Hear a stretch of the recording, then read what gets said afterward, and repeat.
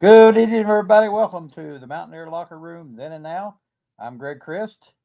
Two guys above me, Mickey Plumley and Rank Fear, with me every week, and us three together try to put together this. We scramble it all together. Frank is actually the guy who serves the pot and gets everything in order, and we appreciate you guys tuning in. We ask that you like and subscribe on YouTube. That helps us to keep on doing this kind of thing.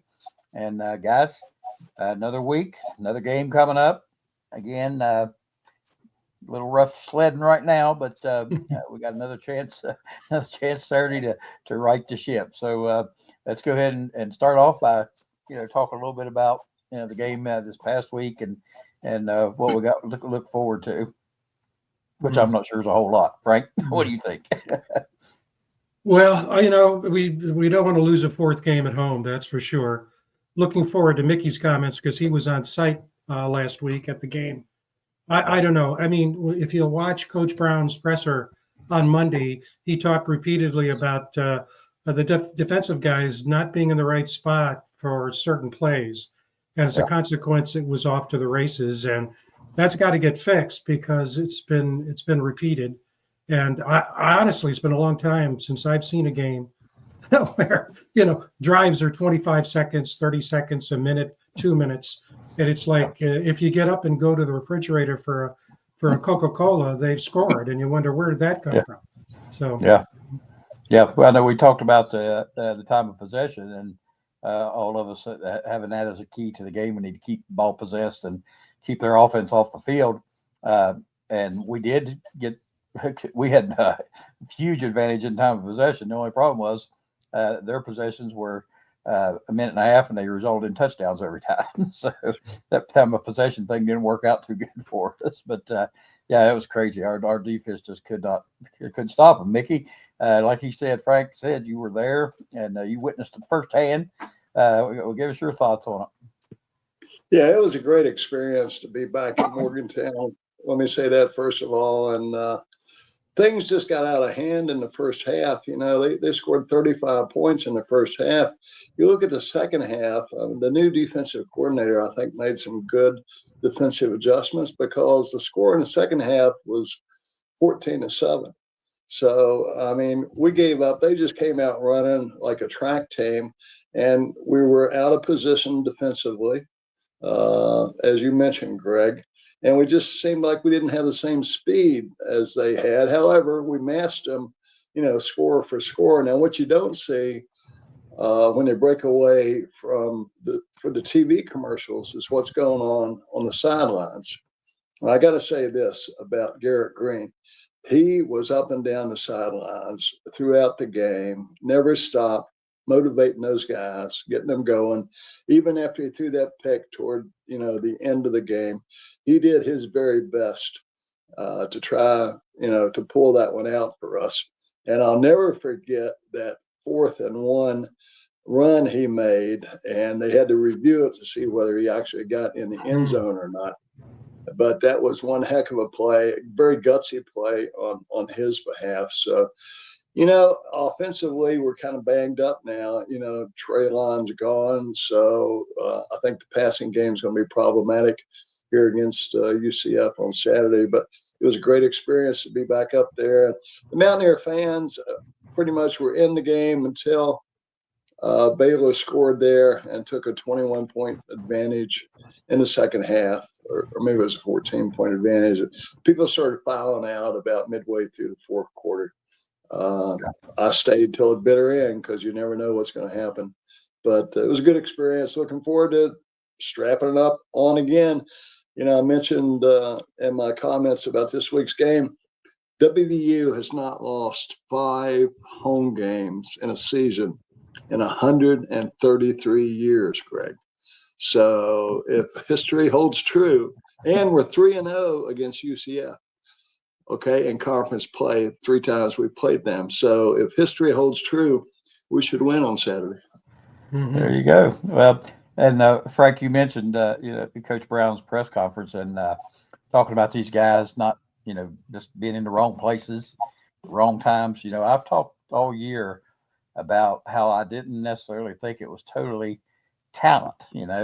A lot of it had to be schematics and understanding where they were supposed to be and that sort of thing. And I really think, I think the previous game against Cincinnati, it seemed like we just simplified everything. We just come out and straight, 4-3 defense, whatever it was, and played it straight up and did pretty well. This past week, we went to a 3-man front and 3-4, and I just think there was some confusion again. And I think these kids are having a hard time, understanding the scheme and where they're supposed to be and when they're supposed to be there. And you have to remember again, a lot of new guys, especially in that defensive backfield. There's a lot of new people back there that this is their first time in this system. And then you get rid of your defensive coordinator halfway through, and you got another system, probably not a total system, but, more different verbiage and that kind of thing. And I just think these kids have had a hard time picking up on that. I really do. I think they struggle with the schematical part of it. If that's even a word. Not sure that's a word, but with the schematics and they're just in the wrong place at the wrong time. And when you see a receiver come out of the slot position and he goes right down the field, straight down the field, and picks him up. Yeah, splits 3 defenders and everybody just lets him go. True. Somebody screwed up right there because somebody's supposed to be guarding him, Yeah. And that's just indicative of I think them not understanding where they're supposed to be, and I think that's been the major problem back there all year. Mm-hmm. Hey, guys, I want to vouch for what Mickey said. I was there 133 years ago, and we got beaten by Waynesburg 3-2, and it was very disappointing because I had the football pool and I had the Mountaineers 3-2, so we lost the game, and that buggy ride home that night was awful. It was tough. Tough. Hey, Frank, Tough. you wear your age well, my friend. The secret is olive oil. Olive oil, yeah. Yeah, drink a bottle every day. There's a comment. That's my brother-in-law, Larry Owen there from out in Suffolk, Yeah. Virginia. It's true. Yep. Yeah. Yeah, they look totally lost, and they do. I Yeah. mean, they just Yeah. and not just the defensive backs, but I think the linebackers seem to be out of position a lot of times. And I think another thing that shows up when we play teams like this is our lack of speed. We look so slow against them. And I have a hard time believing they're the fastest team in our conference, but our guys just look slow compared to theirs. Hey, Greg, me. Just to second that, Greg, I agree somewhat with what you're saying about the players understanding the scheme and what their assignments are. But as the season has worn on here, I've become more and more convinced it's not that as much as we just simply don't have the talent back there in the secondary that it takes to play in the Big 12. Yeah. We're going to have to pick up some players in the portal in the offseason, I think, to be successful next year. Yep. Yeah, I agree with that somewhat. Yeah, I think you're right there. I think we do lack a little bit of talent. But at the same time, with these guys running wide open, Oh, yeah. Somewhere, you miss your assignment. One thing that I was in communication with Jack Flegg was our offensive line coach a long time ago. His son texted me during the game. Matt Flegg was a great high school football coach down here for years and years. And, Jack used to always tell us offensive linemen, Matt's dad, who coached us on the offensive line, used to always say, don't embarrass yourself mentally. He said, I can understand you making a physical mistake, but don't embarrass yourself mentally.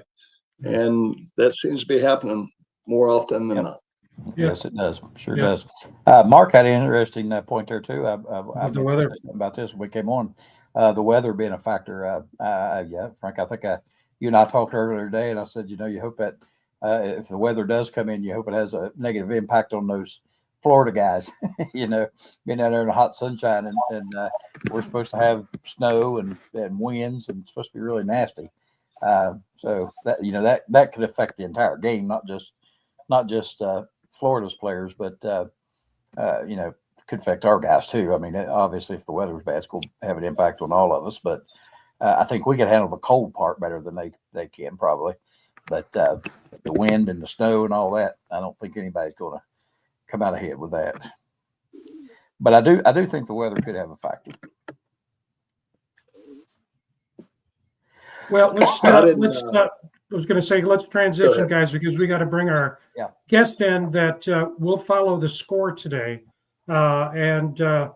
We, as you know, the women won last night, beat Bowling Green. They're looking really good. They're knocking on the top 10 in the country. They're playing Lafayette on ESPN this Friday. And the men are playing Iona as we talk, and we'll follow that score. And remember, next Wednesday at 2:30 on ESPN, the men are playing Gonzaga. That is going to be a real challenge for them. Sure will. That'd be good. That'd be good for them. And see how they respond. And also the soccer team. Let's not forget them. The men beat Marshall on Sunday, but then got thrown a real curveball. They should have gotten a major seed, a top 16. They were ranked in the top 16, but they didn't. And so they're still hosting a first round game, and that's actually tomorrow. So those out there who have ESPN Plus, you can watch first round at home tomorrow versus North Florida at 5 p.m. on ESPN Plus. And let's just keep our fingers crossed. That's a great team. Only lost one game all year. Amazing record. Yep. And then back to back, Frank. Back to back after that Gonzaga on Thanksgiving Eve. Then they have to play Georgetown. That's right. Yeah. So they got a couple of tough games coming up. By the way, that update you put on there, I pinned the game. I'm not sure who posted the time there. Actually, it's 15 minutes and 24 seconds left in the first half, with that score being 11-5 in West Virginia's favor. Yeah, I posted that up there. I'll keep you updated. And great. Let's bring in our guest. This guy is what a fountain of knowledge. Tremendously networked, guys. I mean, every time I talk to him, I feel like I should be getting college credit because he knows so much about so many things associated with the games, Greg. So I'll turn to you and let's bring him in.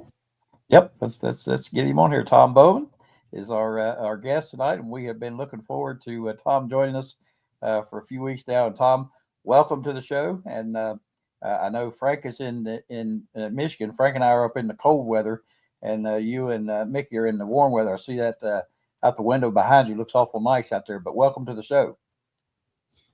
Thank you for having me. I feel it's an honor to be with you three and to be able to talk about West Virginia, as your show says, then and now. Well, let's go ahead and get into the then. Let's talk a little bit about your beginnings and your high school days, and then how you ended up at WVU. That's what we always our listeners like to hear. That's going to be a good story here. All right. When I came out of high school, my senior year, I was recruited by 6 universities. At that time, that's how many you was able to be recruited by and take official visits to. And it was Notre Dame, Michigan, Ohio State, Indiana, North Carolina, and Tennessee. I took unofficial visits to Duke, the military academy, West Virginia. I was planning on going to West Virginia to play basketball up until my senior year. So I signed to go on a Friday to go to Notre Dame University with Jerry Faust. That was his first year, first season. The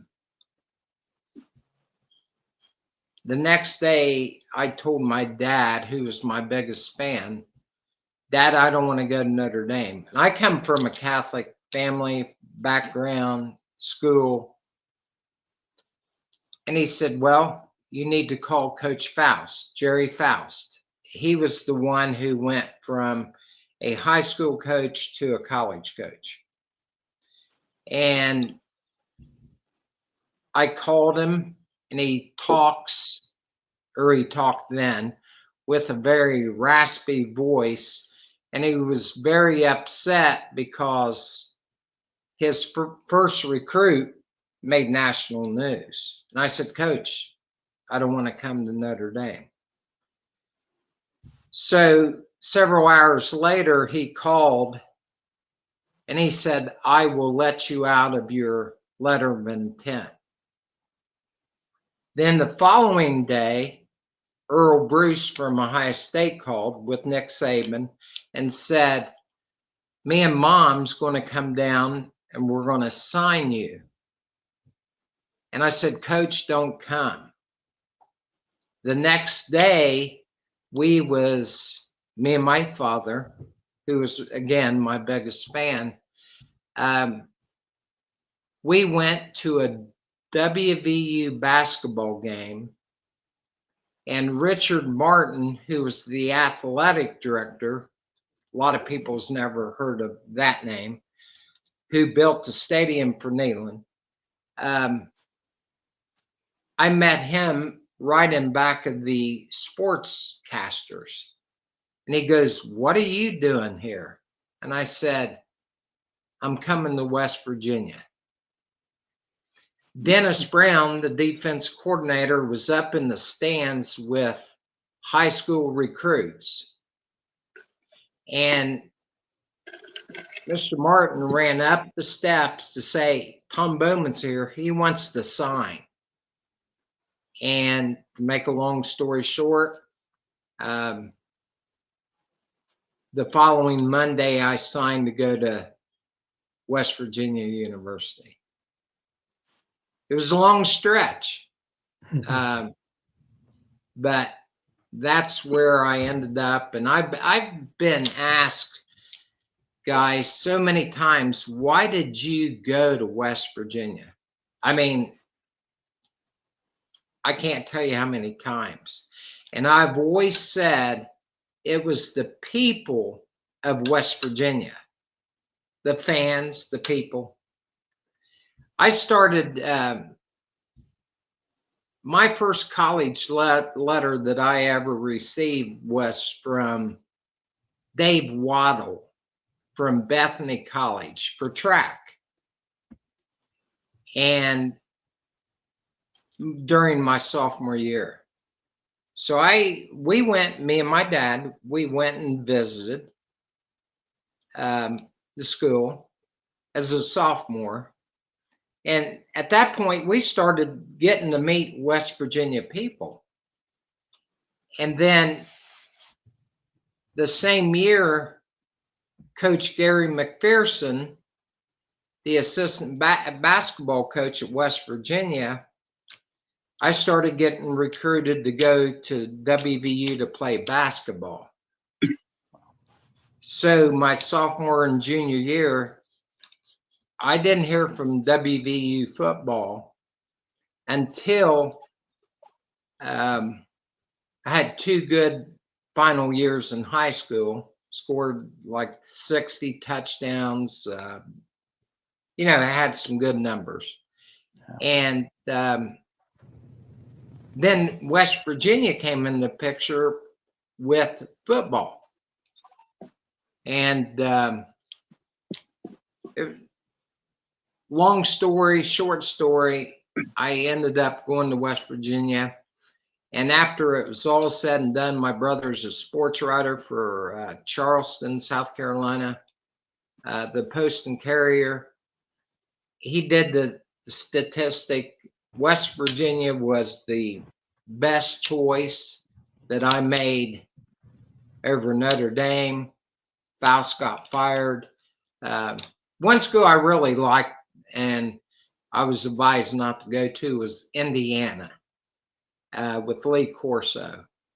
But he was a great salesman. Can imagine. Hey, Tom, a quick question for you. Yes, sir. Excuse me. In terms of then and now, there's a name at West Virginia University that was involved in years and years and years in recruiting, and he had such a great impact on so many young men. I was just curious, was Donnie Young involved in recruiting you? And Absolutely. was he one of the reasons why you chose West Virginia over these other schools? Absolutely. With no question. Plus Coach Dennis Brown, the defensive coordinator. But Okay. Donnie, even till 2015, we had a strong relationship. But he was the glue. He was there 10 years. He was with, I believe, Bobby Bowman. Yep, he was there from the Mountaineer all the way up to the end of the. Absolutely. And yeah, he always had a smile on his face, always had his hand out to shake you or shake your hand. He was a big part. And, you know, when you think back on it, he was the recruiting coordinator at the time. yes. And he did most of the recruiting. It wasn't the head or assistant coaches at the time. So, you know, I failed to mention, but he was a big reason, you know, during the 2-3 years that I was, you know, receiving some letters and stuff from Coach Young, you know, about West Virginia. Yeah. Yeah. Thanks for mentioning him. He had quite an impact on so many players and such a long tenure. I mean, he served under so many coaches and just did an excellent job. I think a lot of kids made their decisions just based on their relationship with Donnie Young. Well, I was talking to Frank earlier, yesterday, possibly today, and the thing is, the thing that benefited me was most college kids go to visit, and again, back in my days, we're talking my days, you could only take 6 official visits. And when you go visit a university, honestly, you come in on Friday and leave Sunday morning, right? So that's only 2 days that you really get to visit the campus and stuff like that. Over the 3 years from my sophomore year to my senior year, I was even meeting with academic advisors. You know, I was wanting to enroll in business school and all that. West Virginia just,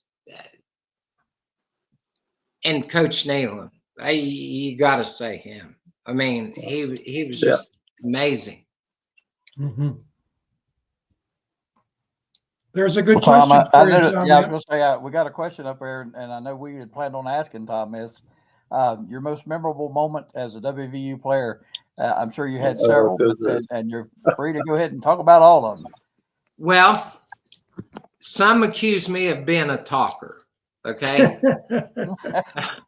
Listen to Frank laughing. Okay. I told Frank he better keep me on a leash tonight. But honestly, one of my biggest moments was when I got elected captain my senior year by 120 fellow football players. Wow. Okay. So to me, that was probably the biggest honor I could get. Now, I had some other honors. You know, I was, my senior year, I got the Lewis D. Meisel Award for the highest GPA, you know, on the team.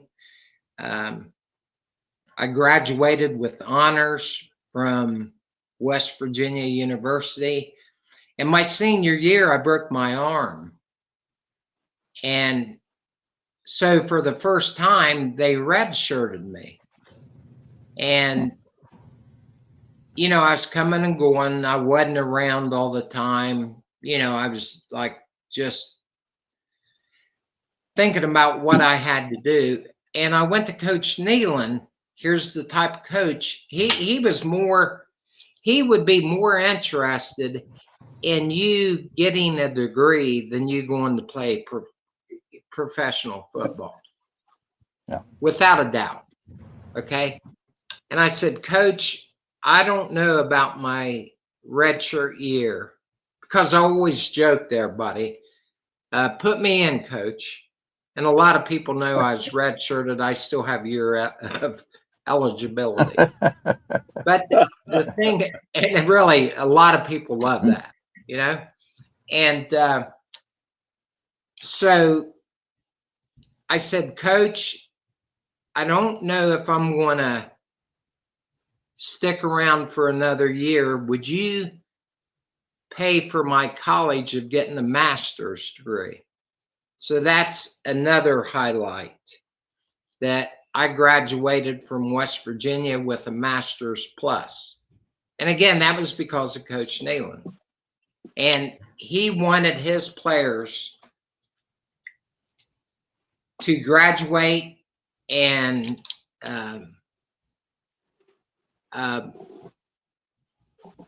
you know, do well.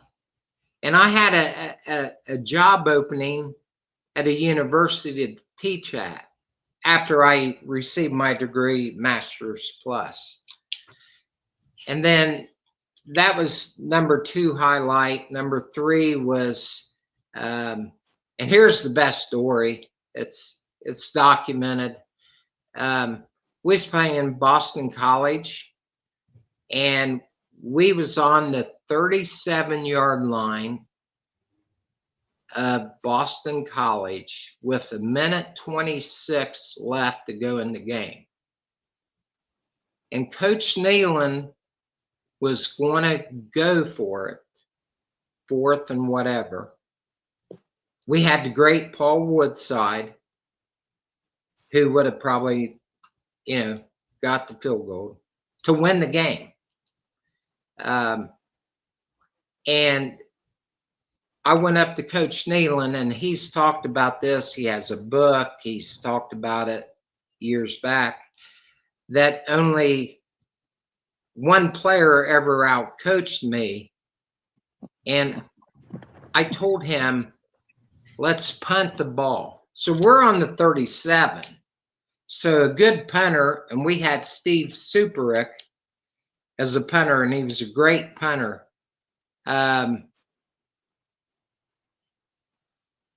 I told him, Steve, you punt that ball so high that it's going to drop out of the sky. And he did. And there was 2-3 of us down there, and it hit a guy named Scott Radicek, who played for the Dallas Cowboys years later. Oh, yeah. And I was fortunate to fall on the ball. And in that game, within 50 seconds, Ronnie Wolfley, who I backed up, he was starting fullback. He went over the top, and Jeff Hosteller walked it in for a touchdown. And consequently, we're the first team that ever beat Boston College and Doug Flutie, you know, for 4 years. Yeah. I remember that other, game, Tom. There's other great stories. There's other great stories, but being elected captain by my fellow teammates, the Boston College, you know, fumble. There were other ones, but it was just a great time. And you know, I have you know, you guys had Major Harris on 2 weeks ago, KJ Harris a week ago. You know, I had some big feet to, you know, step into to come on tonight. But I'll tell you, you know, I graduated and I had a job waiting for me at a university. I told Coach, oh, I forgot this. The first season, it would have been spring for spring ball. And that's where so many people don't understand. That is where a player makes the team, first team, second team, third team. So I had a professor, and again, as of we speak today, I still speak to some of my professors that I had at college. Today, I still speak to them. And I had Dr. Martin Pushkin, who was the track coach, and he said, hey, you high jumped in college, or excuse me, high school. High school. And I said, yeah, Coach. And he said, why don't you come out for the team? And I said, okay. And Ron Whiffley and I was roommates. And for the first meet, I didn't get up in time. Ron and I had too good of a time the night before to get up to go to a track meet. So I showed up for the second meet after getting a little bit of heck from Coach Pushkin. And I broke the West Virginia University high jump record, jumping, I believe it was 6'10" and a quarter. Wow. And I can't tell you how much thanks I had to him, but Coach Nehlen shut that down. Not being negative. He called me in and said, are you here to run track or play football? Or play football. Hey, Tom, a couple of questions about that.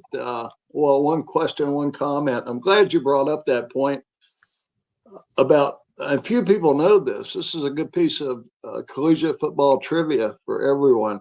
West Virginia University was the only school that beat Doug Flutie 4 years in a row. And they played some major competitors, but we're the only one that took him out 4 years in a row. And I remember watching that game. It was 81 or 80? 82, Mickey. 82. Okay. Yeah, so it was about 13 years after I had graduated. And I remember I was in a sports bar. Weren't you guys down like 20-0 in that game? Or something like that? The score was tied when we punted the ball 13-13. And Coach Nehlen got booed. And I looked at him running backwards on the field, calling for the punt team. And he's like, really, it was chaotic. You know, minutes to go in the game.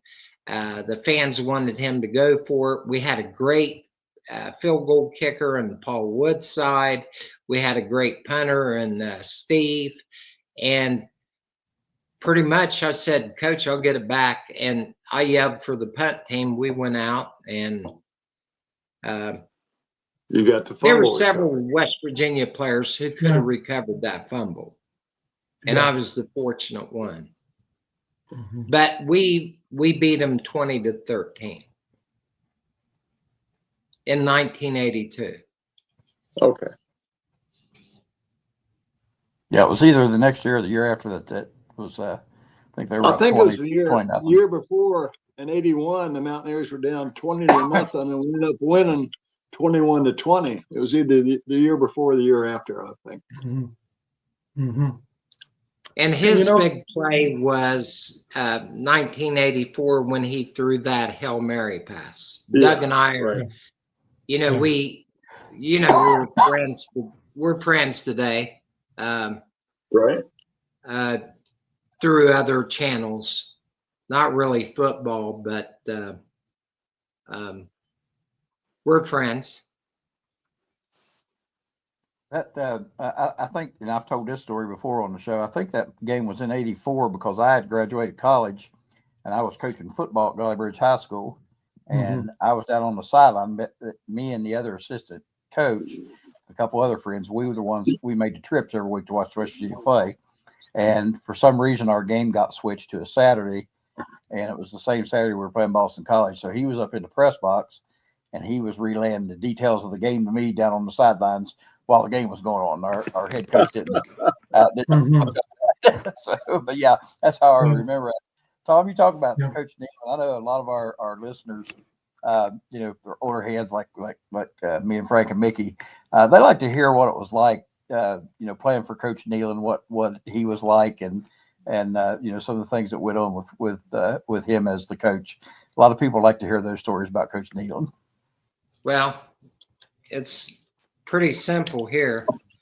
He was all business. And let's say when we was getting ready to travel or go to Lakeview, where the team used to stay at, I don't know where they stay at today before the night of the game.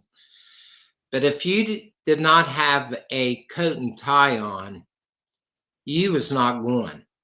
You was left behind. And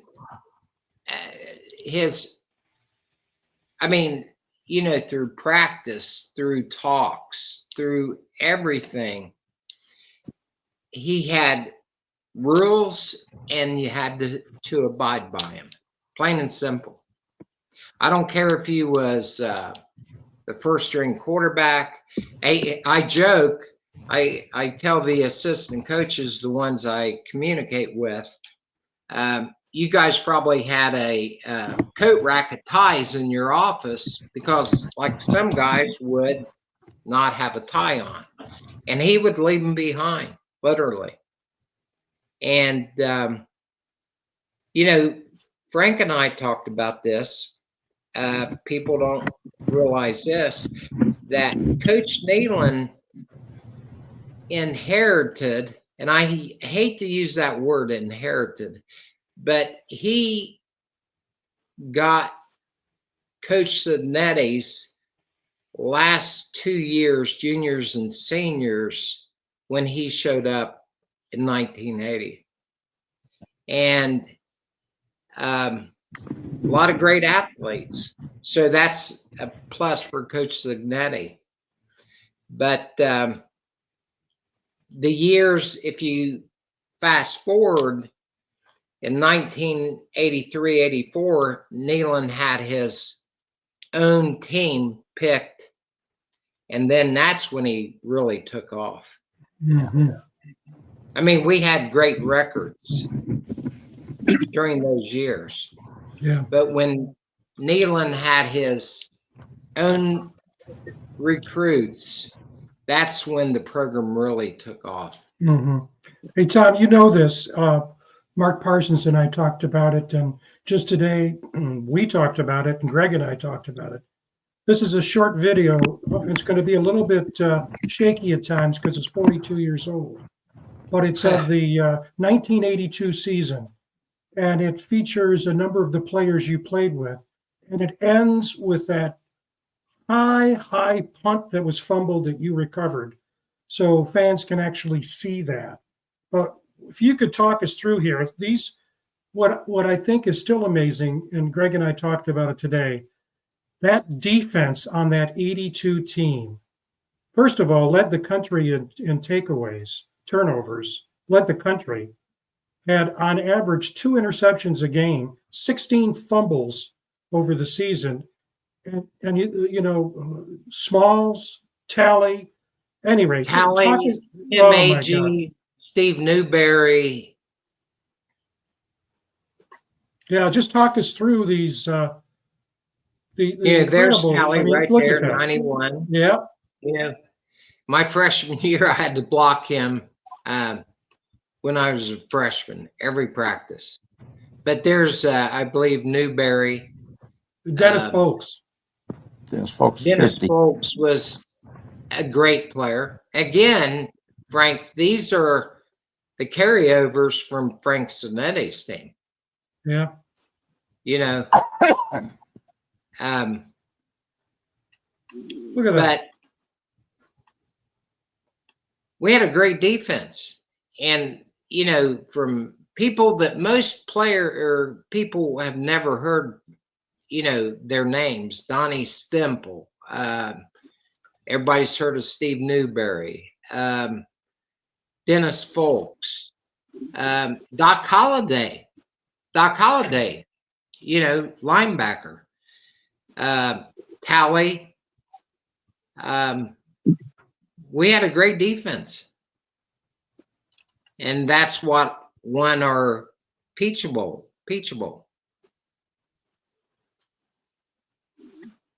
Oh, a great tight end there. Wow. There's Jeff. You had so many great players and so many. This is a guy, Mark Roush, we don't talk about enough. He was such a good possession receiver. Look at that. Mike Roush. Yep. Yeah, he really shined during the 1981 Peach Bowl. Yeah. There he is again. Look at this. Boom. Right to him. Beautiful pass. And then, again, another runner we don't talk as much about, Curlin Beck. Yeah. You know, when I got to West Virginia, it was like, Coach, I thought you said there was no running backs here. They had a stable of running backs. Dane Conwell, South Point, Ohio. Now, here's the play. Here it is, the tall, that high kick, and there you are coming and getting it. That's you. And then that's where Haas took it in, you know. Yeah, we look at that, ranked number one nationally on in turnovers, getting them takeaways. We would, if we could have that for one game, a couple interceptions, you know. We haven't had that pleasure too much this year. We had the one game with Cincinnati where we got some turnovers, but that's been about it. You look at that, averaging 2 interceptions per game. That's unbelievable. I mean, that's golly, what a accomplishment. And I think again, though, you know, you look at the defensive linemen and the linebackers you had as well. Probably made that defensive backfield. They were pretty relaxed, I would say, with that front line on plenty of pressure. You know, Coach, the whole team back during those years, yeah, we believed if Coach Nehlen told us to run through that brick wall, we believed we could run through a brick wall. Yeah. And like I said, he put us on the map. You know, people ask me all the time, Coach, what years did you play at West Virginia? I tell them I played during the good years, and most people say the early 80s. Yeah. Yeah. Not the great years, but that's when Coach Nehlen had his own recruits. Right. I keep emphasizing that, but I don't think we'll ever have another coach like Coach Nehlen. Yeah. Incredible. Yeah. Yeah. And like you said, when people mention the good years, then yeah, that's probably the time period they think of. And then the great years, I tell people we was the bricklayers. We was bricklayers.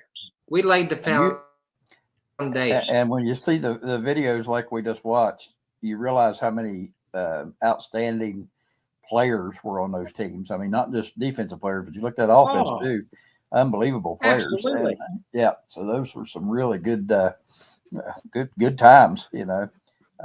You know, I went up to West Virginia in 1980, and I watched a practice, and they were literally dynamiting the rock to finish up the stadium. And they would make the offense, defense go to the opposite side of the field while they, you know, blew up rock. I mean, how far? We never had lights back in the days. Right. Yeah. And I talked to Frank about this, and I think this was really special. During my whole career, we ate with the normal student. So it'd be like me getting a high school food tray, right? We all remember them. And I'd go up to students and say, is anybody sitting here? Now today, the athletes have a barber shop in the building that they live in. Yeah. So your show then and now, there'd be too much talk about. Different world. Go ahead, Mickey. Yeah, I wanted to make a comment about the then and now comparison. And Tom makes a really good point about Coach Nehlen in the last 2 years having his team together. You know, you go back to 66 through 69, and it was the same story. You know, when I came in 66, Tom, I was the last person recruited by Gene Corum. He was fired the next week. Loved him. He was one of my professors at the university. I think he had a car dealership in Morgantown. He was a professor, but you know, he was let go. A lot of people in Fayette County said I was the reason why he was let go. I was the last player he signed. But we had 22 recruits that year in our freshman class. Jim Carlin, with the help of his assistants and Donnie Young, handpicked. So our first year, freshmen weren't eligible. We were 3-5-2 as sophomores. And then in our junior year, we went 7-3. Carlin's second recruiting class. And then by the third year in 1969 is when we had our success and went 10-1 and came out as Peach Bowl champions. But a lot of folks don't realize for a coach to get his system, his type of players instilled and be successful, tough to do in a year or two. Because you want to get your brand of player in there and get them to gel together, you know, as a unit. Now, are you saying you did not have a training table that the athletes got to eat at separately from the student body? Good question. Our breakfast and lunch, we ate with the normal student body. Then that evening, 1981 through 84, we ate a training table Monday through Friday. But then the school cafeteria was closed down. And then we went to Western Sizzling or Bonanza. So theoretically, you know, we did have training table each night, but on the weekends, it was closed because the school cafeteria was closed. Well, someone must have changed the system, because back in the 60s, we had our own training table for all 3 meals, plus any snacks that you wanted to get.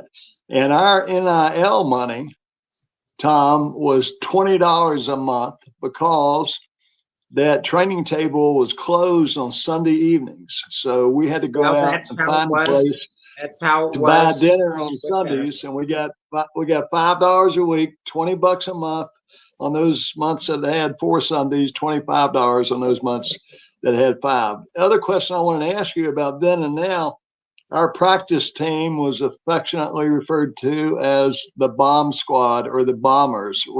And we had Tommy Bowden on here a few weeks ago. He was a walk-on at West Virginia, and he came on the practice squad. He was a Bomber, and he even sang the Bombers theme song for us that night. Did they still have the Bomb Squad or the Bombers when you were there, or not? Mickey, I would consider us as the meat squad. We had 120 players on our team. half the guys had tape on their helmets to identify who they were.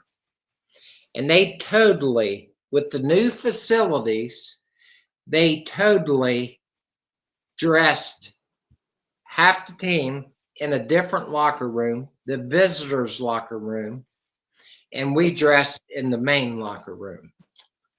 So that was a tough chore, for, wearing a piece of tape on your helmet to say, Oh,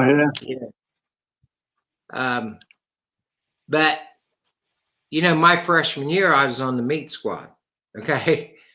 And I had to block Daryl Talley about every practice. Hmm.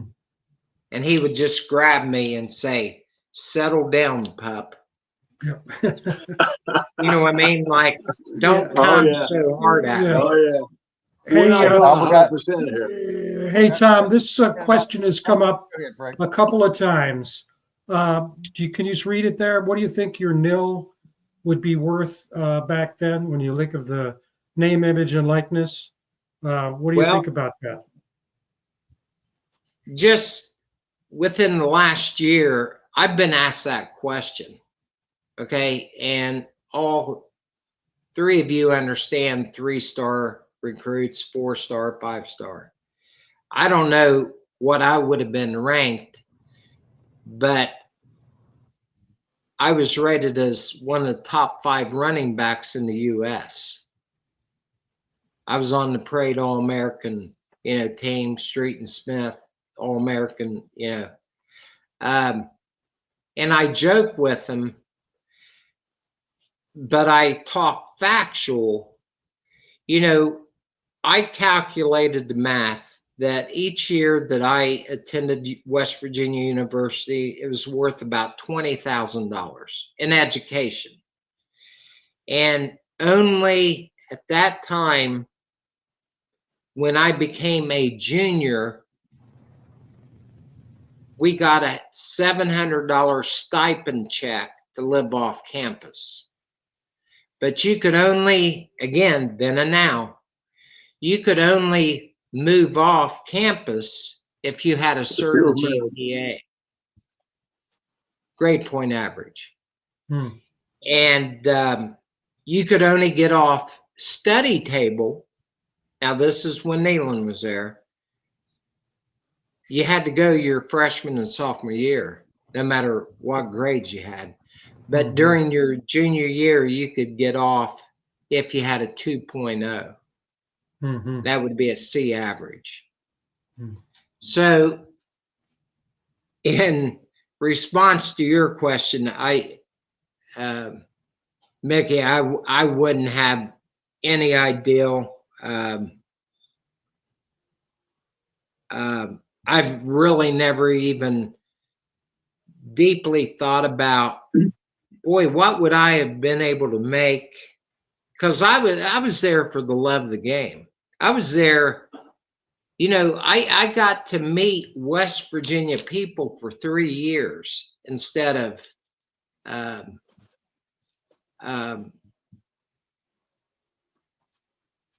going to Notre Dame for 2 days. I got to meet, I talk to more people today and know more people today from West Virginia than I did when I played college football. Yeah. And, anytime I can do anything to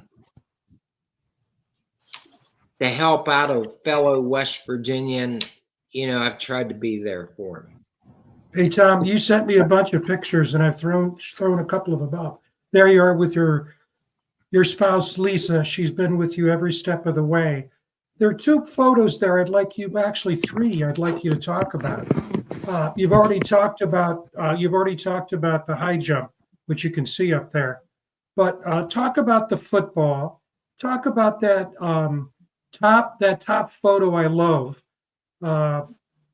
And when you were captain, and talk about what that's about.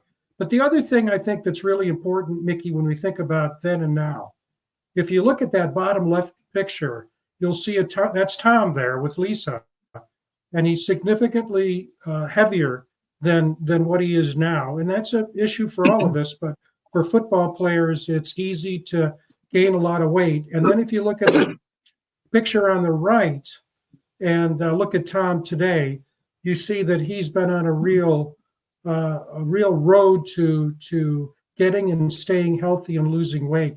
So could you talk about those three pictures, maybe starting with the upper right, and talk about that photo with all the football players, then the football, and then you know what you've done to lose the weight?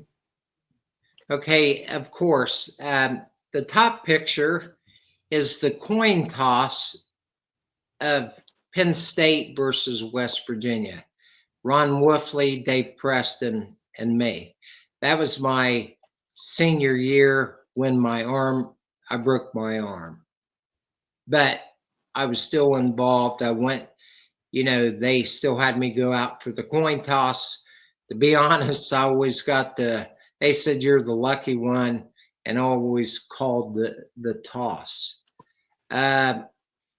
The bottom picture is a picture from Myrtle Beach, and due to health issues, some serious health issues, I ballooned up.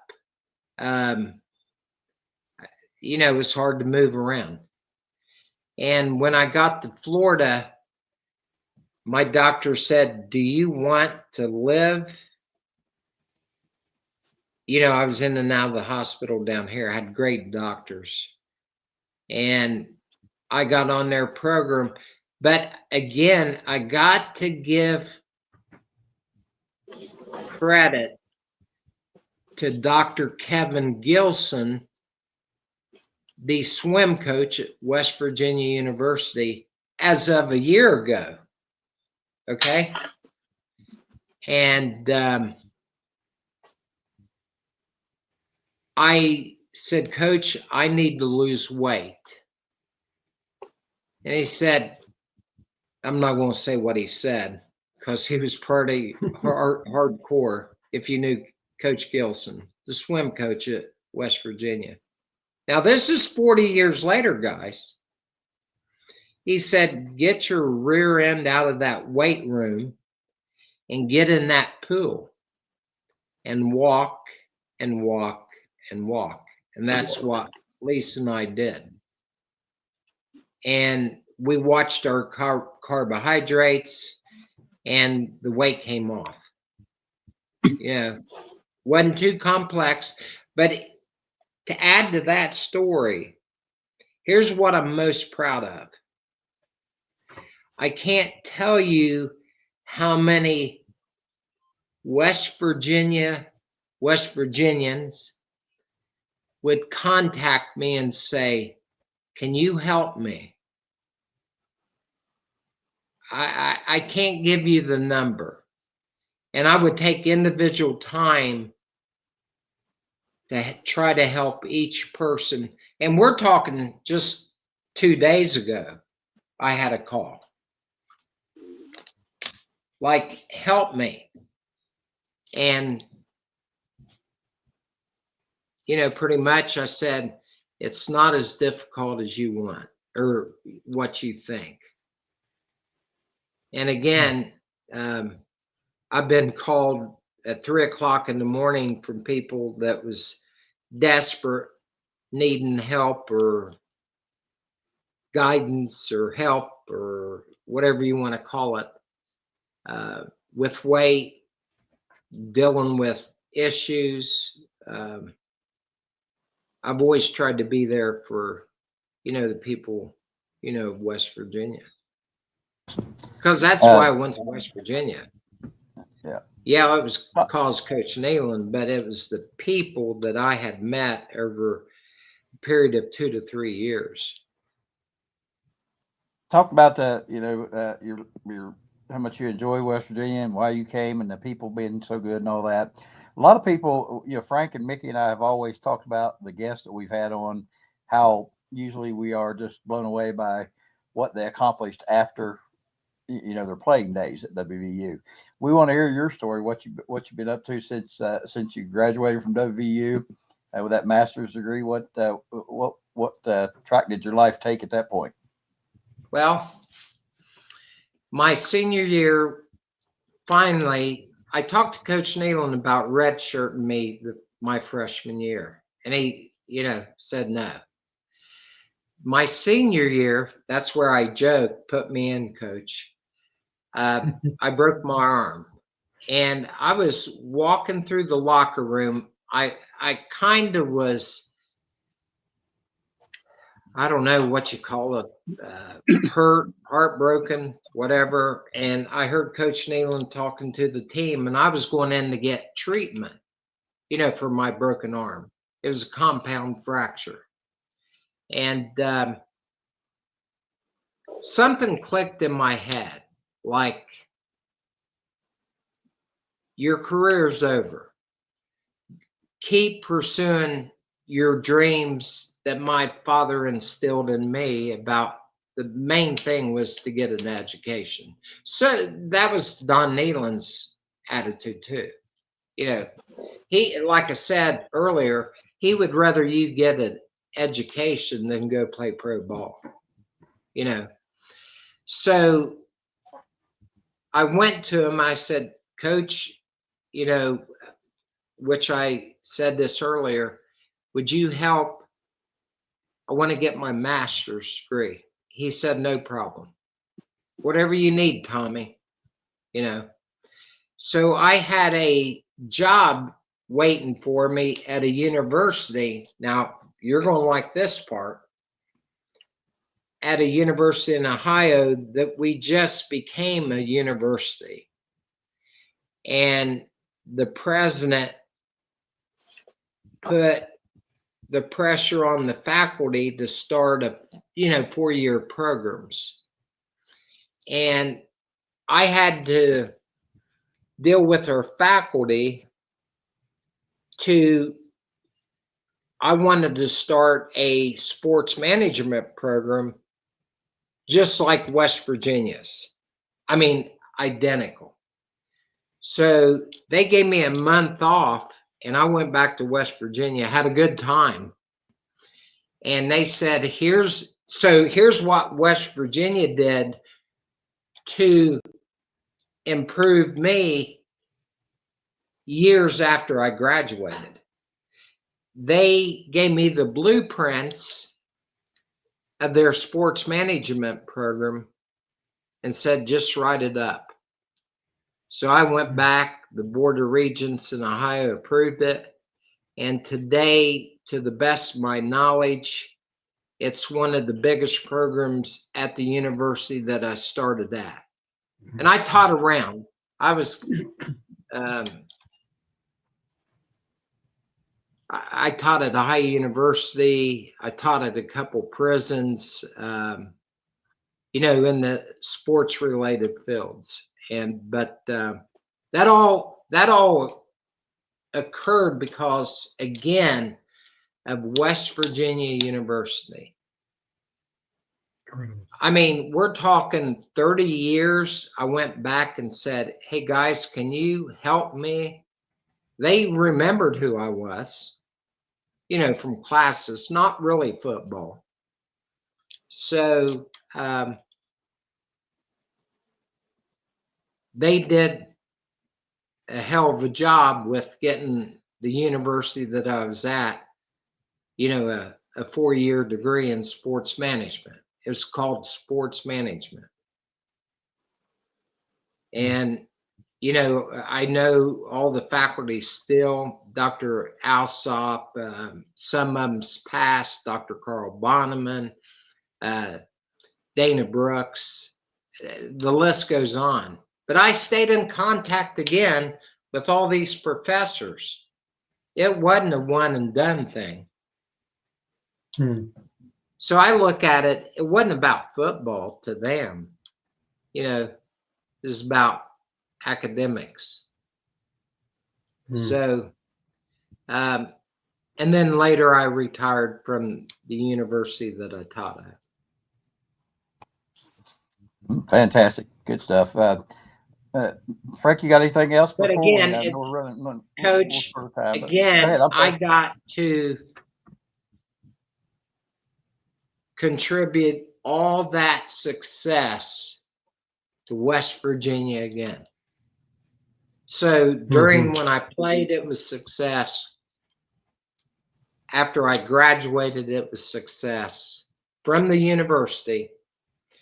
And 10 to 15 years later, West Virginia. Yeah, Now, that's incredible. who could beat that? Yeah, can't. You think about that. Who could go back and say, Yeah. they would say, who are you? Yeah. So, Yep, Yeah. that's a fact. Yep, that's a fact. Frank, you got anything before we wrap up here? No, this has been great. And Tom, as I mentioned to you and Mickey, Tom's agreed to stay on with us as we close out the show talking about the upcoming games. So why don't we do that, Tom? It's been a just joy having you. But continue here as we talk about the UCF game. And let me put the keys up and let's go through this is what we do every week. We've got keys to the game, and then we offer a score. And why don't we start with Mickey and then Greg and then Frank and then your thoughts, Tom? Okay, so if you believe that history is a predictor of the future, then we've got a guaranteed win on Saturday. WVU has not lost 5 games in a home season, at home, in a season for 133 years, as we were joking back, when you were around in the day, Frank, a long time ago. So if you look at that, plus we're 3-0 against Central Florida. So those two indicators, lead me to believe that we got a real good chance of winning. There's some other research I did also, Frank. I took a look at mutual opponents. Both teams played Arizona, Iowa State, and Cincinnati. Now, we both beat Arizona. We both lost to the Iowa State Cyclones. We beat Cincinnati, but UCF lost to them.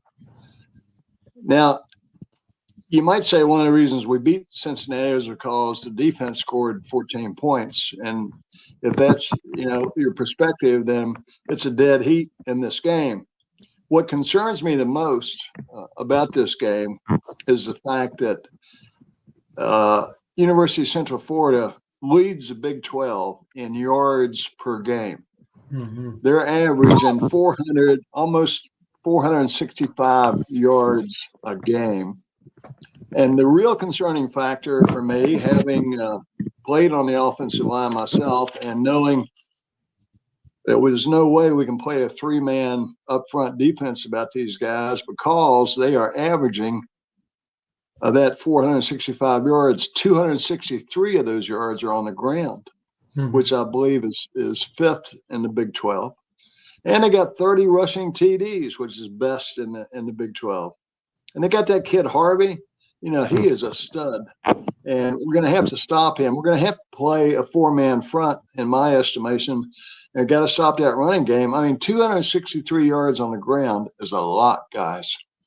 And, you got to be able to stop that run. I'm not nearly as concerned about, although they have a great quarterback, we got to stop the run if we're going to win on Saturday. And I believe we will. And I have us winning 31-24. All right. Sounds good. Well, I said, as far as our defense is concerned, and, especially against a team like UCF with a high-powered offense, unless our defense plays better, we can't beat anybody if we play defense like we played last week. We have got to, stop that running back and get some pressure on the quarterback. I've said that every week, I think. We got to pressure that quarterback to make it a little bit easier on our defensive backs. And, we didn't do that this past weekend, and they went up and down the field on us like we weren't even out there. I don't know if that was the scheme again or just outmanned. I don't know for sure, but that defense has got to be better.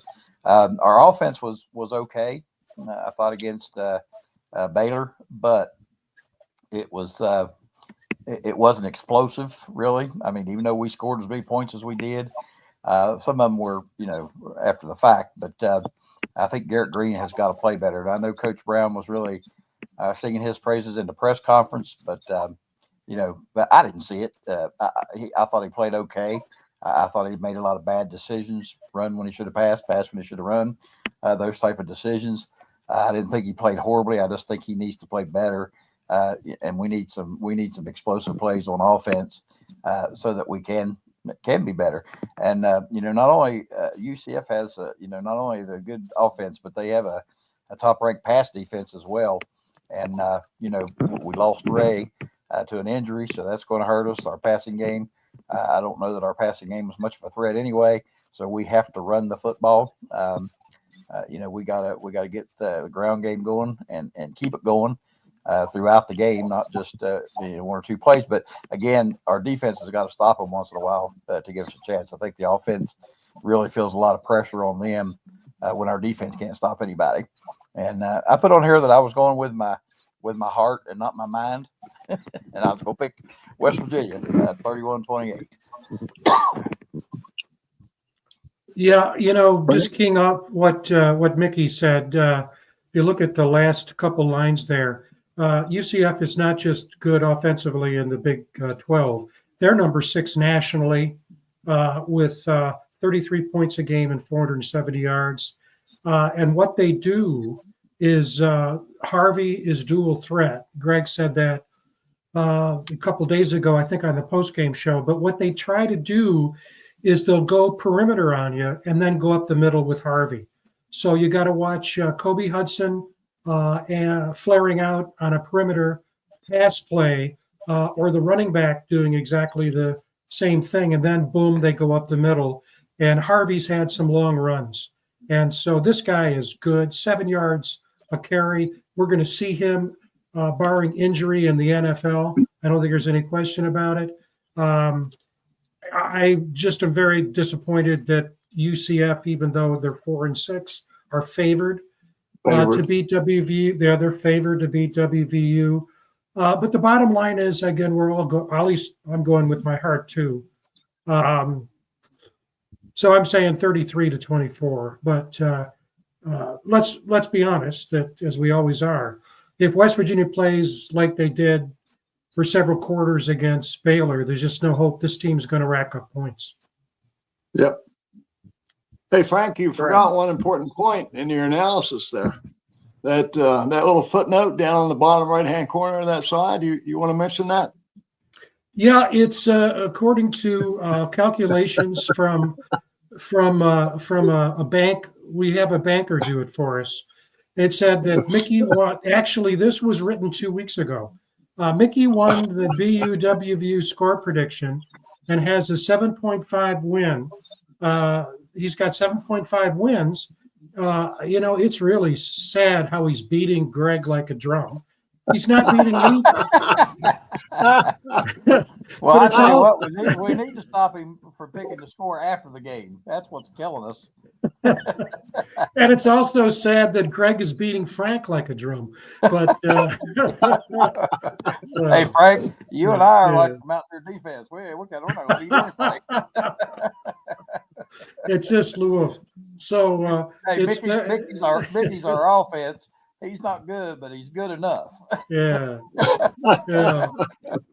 Well, yeah, sure. Yeah. Anyway, let me get this thing off here, and let's we'll look at the group of us here. And what are your thoughts about Saturday's game? Are you talking to me, Frank? Yeah. Yep. Okay. You, Tom.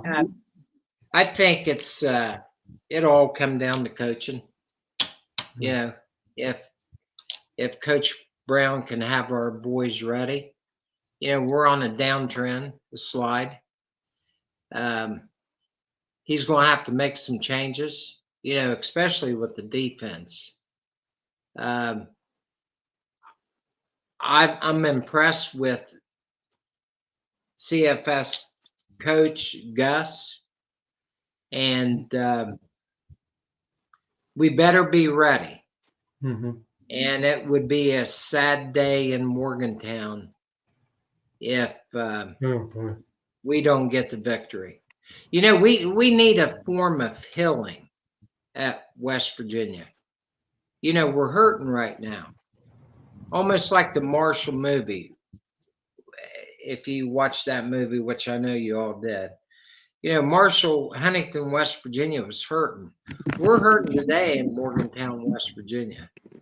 And it's not, you know, theoretically on the fans' part or, you know, but somewhere the buck, you guys all know this adage, the buck has to stop somewhere. And I think there's been too many excuses of this and that. And we just need to go out, you know, and play solid football. I'm predicting us to win. Yeah. I don't think it'll be a blowout. It'll be a tight game. But eventually, as we've all experienced it, third and fourth quarter will probably determine this game also. I don't think we're going to jump out, you know, 3 scores ahead and, you know, continue it. You know, something happens.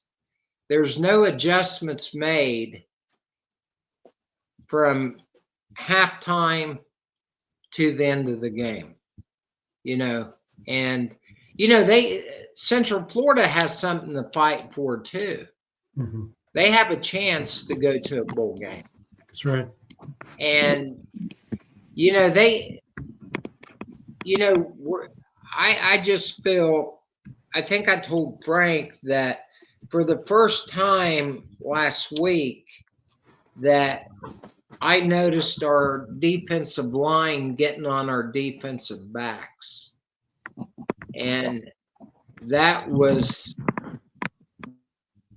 I don't even know what the word to use, surprising. You know, they was disenchanted with our, you know, defensive backs. We got to play closer. We got to play more uptight. You can't let a team get 3, 4, 5 yards each run and play because we're playing 8, 9 yards off the ball because we're afraid we'll get beat by the long ball, right? Yep. So I think we'll win, but it's going to be a tough game. They got a good coach. Yep, he's feeling a little heat down there too, from what I understand. So Yeah. you know, both coaches feeling the pressure, and you know, I'm thinking with West Virginia, they can just relax and go out there and play. You know, I mean, there's nothing that should be putting any pressure on them. So hopefully they'll just go out and play and get that win. Like I said, hope that cold weather might have a little impact on UCF, but if it's snowy and windy, it's going to be an impact on everybody. But hopefully our guys will just relax and play. Frank, we're out of time. Tom, Mickey, Let me make one last comment. All right. You know, when I was playing, but when I was part of the team, you know, that was Coach Nehlen's philosophy. Really, we didn't have nothing to lose, you know, from the prior years. And he just instilled, go out.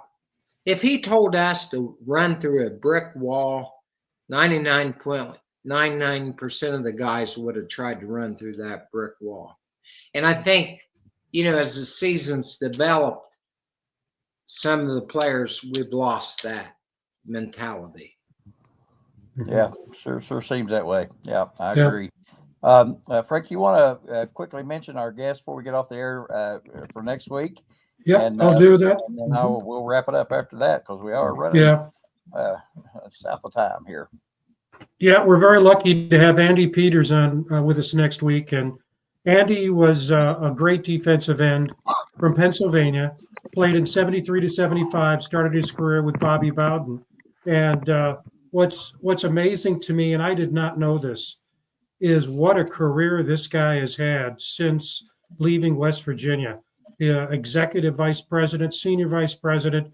He's written a number of articles in the safety field and really made a name for himself in business, private equity. He'll talk about that. Plus the great teams he played on. Just as you can see the numbers there, 242 tackles, 116 solo during his time there. And let me also just put a plug in that we'll have the pregame show for you. Greg and I will be on at 2:00 before the UCF game. And also we'll be back with you after the game. There's RJ Harvey there running. He's probably running all the way from Orlando to Morgantown. But at any rate, 15 minutes after the game. But we look forward to having Andy with us next week for a Thanksgiving Eve show. Yep, it'll be lots of fun, just like tonight was. Tom, we appreciate you so much for taking some time out of your busy life to join us. We thoroughly enjoyed it, as I know all of our viewers did for sure. A lot of fun. Mickey, thank you. Frank, thank you for putting all this together. Thank you guys out there for watching, and we look forward to seeing you again on Saturday on the pregame show for the Mountaineers. Go Mountaineers. That's right, Mountaineer Locker Room then and now. We bid you good night. And again, let's go Mountaineers.